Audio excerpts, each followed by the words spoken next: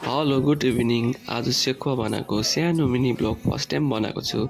कस्तो के लाग्छ भन्नु होला। यो चाहिँ हाम्रो घरको सानो सदस्य सेरु। यहाँ चाहिँ डल्लै खसी लडाएको जस्तो दुईजनाबाट काटिरहनु भएको छ। सेकुवाको लागि पेस्टहरू पनि रेडी गरेँ। यहाँ चाहिँ मेरो बाबाले सेकुवा पाउनु लागि जग्गा बनाउनुहुँदैछ। यो कोइला सल्काउनु लागि चाहिँ साह्रै टाइम लाग्दो रहेछ। हाफ एन आवर जस्तो चिकनलाई पनि म्यारिनेटमा राखेँ। ल है यता मासु पनि पोल्नु थालेँ, यता काका बाबा खानु पनि थाल्नु भएछ। सेकुवा पनि रेडी भयो होइन, अन्त मजाले कुक भएको रहेछ। अन्त फ्यामिलीहरूसँग बसेर खायौँ ओऱ्यौँ, अन्त यसो डान्सहरू गरौँ भनेर गएँ।